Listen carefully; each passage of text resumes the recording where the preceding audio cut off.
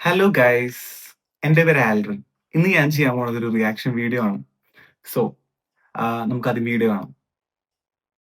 ചേട്ടാ, ഔപേർ visa safe ആണോ? ഞാൻ ഒറ്റയ്ക്കാണ്, എനിക്ക് പേടിയാവുന്നു. ജർമ്മൻ ഫാമിലിയിലെ പിള്ളേരെ മാത്രം നോക്കിയാൽ മതി, അവര് നിന്നെ പൊന്നുപോലെ നോക്കിയോളും. ഓക്കെ ചേട്ടാ. പപ്പ, അവിടെ എത്തി പെട്ടെന്ന് തന്നെ ജർമ്മൻ പഠിച്ചിട്ട് നഴ്സിംഗ് പഠിക്കാൻ കയറാം. ഞാൻ പുറത്തു പോയി വരുമ്പോഴത്തേക്കും കക്കൂസും അടുക്കളയും എല്ലാം വൃത്തിയാക്കി വെക്കണം, കേട്ടല്ലോ. പെട്ടെന്ന് കാറ് കഴുകിയിട്ട് പട്ടിയെ കുളിപ്പിക്കാൻ നോക്ക്. ഷൈസേ,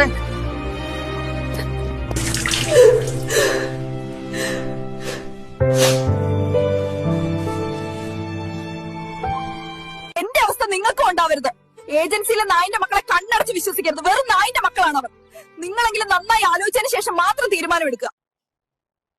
സോ ഗൈസ്, ഔപെയർ സേഫ് ആണോ? അതാണ് ഇവിടുത്തെ മെയിൻ ഒരു ക്വസ്റ്റ്യൻ. സോ അതിൽ കുറെ കോൺട്രവേഴ്സീസ് ആക്ച്വലി നടക്കുന്നുണ്ട്.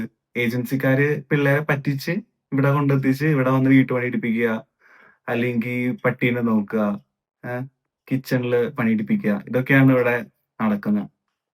സോ എന്താണ് ആക്ച്വലി ഔപെയർ എന്ന് പറഞ്ഞാൽ?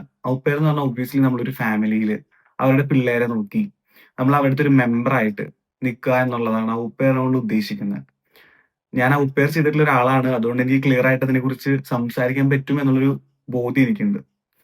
സോ ഔപെയർ സേഫ് ആണോ എന്ന് ചോദിച്ചാല് അതിന് രണ്ട് ഡയമെൻഷൻസ് ഉണ്ട്. ഒന്നെന്ന് പറഞ്ഞാല് നമ്മൾ അതിന് കൃത്യമായിട്ട് ഇതിനെക്കുറിച്ച് അറിഞ്ഞിട്ടാണോ ഇവിടേക്ക് എത്തിയത് എന്നുള്ളതാണ് ഫസ്റ്റത്തെ കാര്യം.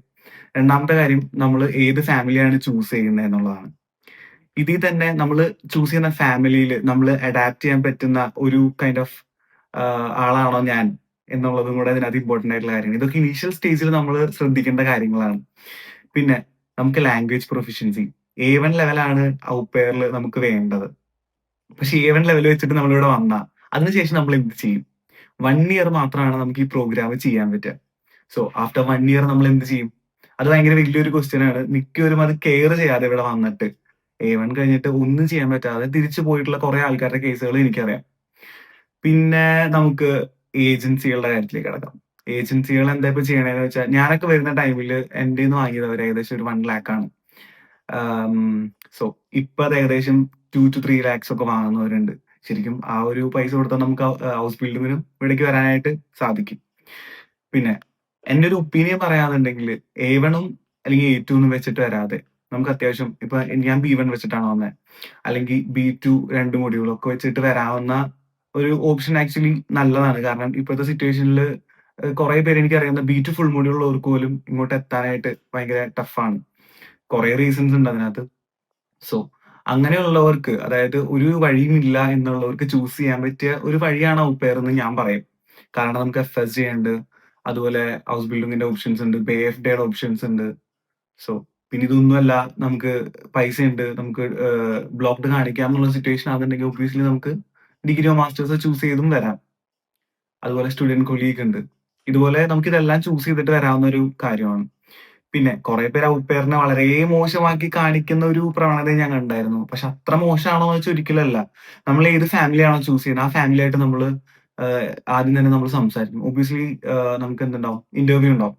അപ്പൊ ഇന്റർവ്യൂവിൽ അവരായിട്ട് സംസാരിച്ച് അവരുടെ ഇൻട്രസ്റ്റുകൾ എന്താണ്, നമ്മൾ എന്തൊക്കെയാണ് ഇവിടെ ചെയ്യേണ്ടത്, നമ്മുടെ നിന്ന് അവരെന്തൊക്കെയാണ് എക്സ്പെക്ട് ചെയ്യണേ എന്നുള്ളതൊക്കെ ക്ലിയർ ആയിട്ട് കമ്മ്യൂണിക്കേറ്റ് ചെയ്യുകയാണെന്നുണ്ടെങ്കിൽ ഒരു പരിധി വരെ നമുക്ക് ഇവിടെ പ്രശ്നങ്ങളൊക്കെ ഒഴിവാക്കാം. പിന്നെ ഇതൊരു കപ്പിളുടെ റിലേഷൻ പോലെയൊക്കെ തന്നെയാണ്. ഇവിടെ വരുമ്പോഴും നമ്മൾ എന്താണ് കൊടുക്കുന്നത് എന്നുള്ളത് അതിനകത്ത് ഇമ്പോർട്ടന്റ് ആയിട്ടുള്ള കാര്യമാണ്. എനിക്ക് കുറെ ഫ്രണ്ട്സ് ഉണ്ട്.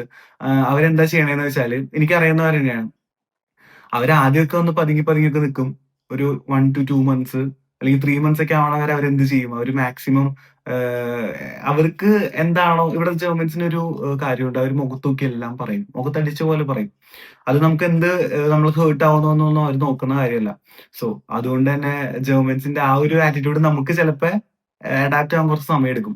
നമ്മൾ ചിലപ്പോ നമുക്കൊരു വിഷമം വന്നാലും അവർ പറഞ്ഞ് ഇഷ്ടപ്പെട്ടില്ലെങ്കിൽ നമ്മൾ ചിലപ്പോൾ അതൊന്നും തിരിച്ച് പറയില്ല. അപ്പൊ ഈ ഒരു 2 to 3 months ഇവർ എന്ത് ചെയ്യും? അങ്ങനെയൊക്കെ നിൽക്കും. അത് കഴിയുമ്പോൾ ഇവരുടെ സ്വഭാവം മാറും. അതായത് ഞാൻ പറയുന്ന ഔപേഴ്സിന്റെയും കുറച്ച് സ്വഭാവം മാറും. ഞാൻ ഒരിക്കലും അവരെ കുറ്റപ്പെടുത്തി പറയണ, എല്ലാവരും ഇങ്ങനെയല്ല. പക്ഷെ അങ്ങനെ ഒരു സിറ്റുവേഷൻ ഉണ്ട്. അപ്പൊ ഫാമിലി പതുക്കെ അവരുടെയും സ്വഭാവം മാറ്റും. ഒബിയസ്ലി അങ്ങനെ ഒരു സിനേറിയോ കൂടെ ഇവിടെ ഉണ്ട്. പിന്നെ വർക്ക് ലൈഫിനെ കുറിച്ച് പറയുകയാണെങ്കിൽ നമുക്ക് കിട്ടുന്ന കോൺട്രാക്റ്റിൽ കൃത്യമായിട്ടുണ്ടാവും എന്തൊക്കെയാണ് ഒരു ഔട്ട് പെയർ ചെയ്യേണ്ടത്. അതായത് ഞാനിപ്പോൾ FSC ചെയ്തിട്ടുണ്ട്. അതിനുശേഷം ഇപ്പോൾ ഹൗസ് ബിൽഡിംഗ് ചെയ്യുന്നത്. അപ്പം ഒരു FSCക്ക് നമുക്ക് കിട്ടുന്ന കോൺട്രാക്റ്റിലുള്ള പോലെ തന്നെ, അല്ലെങ്കിൽ നമുക്ക് ഹൗസ് ബിൽഡിംഗിൽ കിട്ടുന്ന കോൺട്രാക്റ്റിലുള്ള പോലെ തന്നെ ഔട്ട് പെയറിന് നമുക്കൊരു കോൺട്രാക്റ്റ് ഉണ്ടാവണം. ആ കോൺട്രാക്റ്റിൽ കൃത്യമായിട്ട് എല്ലാം മെൻഷൻ ചെയ്യണം. അതിനപ്പുറത്തോട്ട് നമ്മളൊന്നും ചെയ്യേണ്ട യാതൊരു ആവശ്യമില്ല. സോ ഔട്ട് പെയറിനെ കുറിച്ച് ശ്രദ്ധിക്കുന്നവര്, അല്ലെങ്കിൽ ഔട്ട് പെയർ വെച്ചിട്ട് ഇങ്ങോട്ട് വരാൻ വേണ്ടി നോക്കുന്ന എല്ലാവരും ഇതൊക്കെ ശ്രദ്ധിക്കാന്നുണ്ടെങ്കിൽ വളരെ അടിപൊളിയായിരിക്കും. അല്ലാതെ A1 എടുത്തിട്ട് ചിലരൊക്കെ ഞാനുണ്ടല്ലോ, എനിക്ക് പണ്ടറിയുന്ന എന്റെ ഒരു ഫ്രണ്ട് ഉണ്ട്. എന്റെ കൂടെ പഠിച്ചതാ.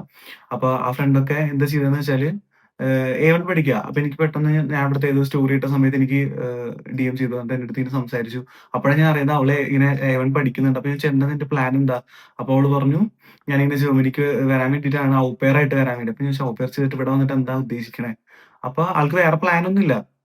ഞാൻ പറഞ്ഞു നീ നന്നായിട്ട് ആലോചിച്ചിട്ട് മാത്രം എടുക്കുക. കാരണം നമുക്ക് ഔട്ട് പെയറിന്റെ ലക്ഷ്യം എന്ന് പറയുന്നത് ഒബ്വിയസ്ലി ഇവിടെ വന്ന് അടുത്തൊരു ഇതിനകത്തേക്ക് മാറുക എന്നുള്ളതാണെങ്കിൽ പോലും അത് വളരെ ടഫ് ആയിട്ടുള്ള ഒരു കാര്യമാണ്. കാരണം A1 വെച്ചിട്ട് നമ്മൾ ഇങ്ങോട്ട് വന്നു. നമുക്കൊരാൾക്ക് എത്ര ടൈം വേണം A2 പഠിക്കാനായിട്ട്? നോർമലി ഒരു 3 to 4 മന്ത്സ് എന്തായാലും വേണം. A1 പഠിക്കാനാണെങ്കിലോ ഒരു 1 to 2 മന്ത്സ് വേണം. അപ്പോ A2 അതുപോലെ തന്നെ. B1, B2 വരുമ്പോ എന്തായാലും നമുക്ക് ഒരു ടൈം വേണം ഒബ്വിയസ്ലി. അത് ഇവിടെ ആണെങ്കിലോ ഇവിടെ അത് അതിനേക്കാളും ഡബിൾ ആണ്. അതായത് നമ്മളിവിടെ A1 എടുത്ത ഒരാൾ വന്നു. ആള് ഇവിടെ വന്ന് A2 പഠിക്കാൻ തുടങ്ങി മിനിമം ഒരു 3 to 4 മന്ത്സ് എടുക്കുക. അപ്പൊ അതിനെടുത്തു. അപ്പൊ നമ്മളിവിടെ വന്ന് ഇതൊക്കെ കണ്ടുപിടിച്ച് വരുമ്പോഴത്തേക്കും ഒരുവിധം ടൈം ആവും. അതിനുശേഷം B1 കയറി. B1 ഒക്കെ ഞാൻ എന്താ പറയാ എന്റെ ഫ്രണ്ട്സ് ഒക്കെ ചെയ്യുന്നുണ്ടായിരുന്നു B1. അപ്പൊ അതെന്നൊക്കെ പറയുന്നത് ഏകദേശം ഒരു 4 to 5 മന്ത്സാ. അപ്പൊ തന്നെ ഏകദേശം ആയല്ലോ ടൈം. A1 എടുത്ത് വന്ന ആൾക്ക് അപ്പോഴത്തേക്ക് ഏകദേശം കോൺട്രാക്ട് തീരേണ്ട ഒരു ടൈമായി. പിന്നെ എക്സാം എഴുതണം, എക്സാമിന് ഡേറ്റ് കിട്ടണം. ഡേറ്റ് കിട്ടാനൊന്നും വലിയ ബുദ്ധിമുട്ടൊന്നും ജർമ്മനിയിൽ ഇല്ല എനിക്കറിയാവുന്നിടത്തോളം. അങ്ങനെയുള്ള പ്രശ്നങ്ങൾ അത് വേറെ. സോ ഇതെല്ലാം നമ്മള് പരിഹരിച്ച് ഇവിടെ സർവൈവ് ചെയ്ത് ആ ഫാമിലിയും അടിപൊളിയായി ഇതെല്ലാ കാര്യങ്ങളും നടന്നാൽ മാത്രമാണ് ഒരു ഔട്ട് പെയർ സക്സസ് ആണെന്ന് നമുക്ക് പറയാൻ പറ്റുള്ളൂ. പിന്നെ എനിക്കറിയുന്ന കുറെ അടിപൊളി ഫാമിലീസ് ഉണ്ട്. കുറെ എന്റെ ഫ്രണ്ട്സിന്റെ തന്നെ അടിപൊളി ഔട്ട് പെയർ ഫാമിലീസ് ഉണ്ട്. അവരൊക്കെ ഇപ്പോഴും നല്ല രീതിക്ക് അവരെ ഇൻട്രസ്റ്റും ചെയ്യുന്നുണ്ട്. അടിപൊളിയായിട്ട് അവർ പോകുന്നുമുണ്ട്. പക്ഷെ നമ്മൾ ഇതിന്റെ സൈഡുകൾ അറിയാതെ ഞാനിവിടെ വന്ന് പെട്ടാൽ, ഞാനൊരു ഔട്ട് പെയർ ആയിട്ട് ഇവിടെ വന്ന് പെട്ടാൽ എനിക്ക് എന്ത് ചെയ്യാൻ പറ്റും? ഇതാണ് ശരിക്കും ഒരു ഔട്ട് പെയർ ജർമ്മനിയിലേക്ക് വരുമ്പോൾ ശ്രദ്ധിക്കേണ്ട ഏറ്റവും വലിയ കാര്യം എന്ന് പറയുന്നത്. സോ എനിക്ക് പറയാനുള്ളത് എന്താണെന്ന് വെച്ചാല് ഔട്ട് പെയർ ചൂസ് ചെയ്യണതിന് മുമ്പ് ഇതൊക്കെ കൃത്യമായിട്ട് അറിയാം. എന്തൊക്കെയാണ് ഇവിടെ വരാൻ പോകുന്ന സിറ്റുവേഷൻസ്. ഞാൻ A1 എടുത്ത് അല്ലെങ്കിൽ A2 എടുത്ത് വന്നാൽ ഇവിടെ ഞാൻ എന്ത് ചെയ്യും? എനിക്ക് എന്തൊക്കെ ചെയ്യാൻ പറ്റും? അതുപോലെ എനിക്ക് അടുത്ത പ്ലാൻ എന്താണ്? അതിന് വേണ്ടിയിട്ട് ഞാൻ എന്തൊക്കെയാണ് റിസർച്ച് നടത്തുന്നത്? എങ്ങനെയൊക്കെയാണ് എനിക്ക് അപ്ലൈ ചെയ്യാൻ പറ്റുക? ഞാൻ അതിനൊക്കെ ക്വാളിഫൈഡ് ആണോ? ഇതൊക്കെയാണ് നമ്മള് നോക്കേണ്ട കാര്യം. സോ ഇതൊക്കെ നോക്കിയിട്ട് കൃത്യമായിട്ട് ഡിസിഷൻ എടുത്തിട്ട് വരിക.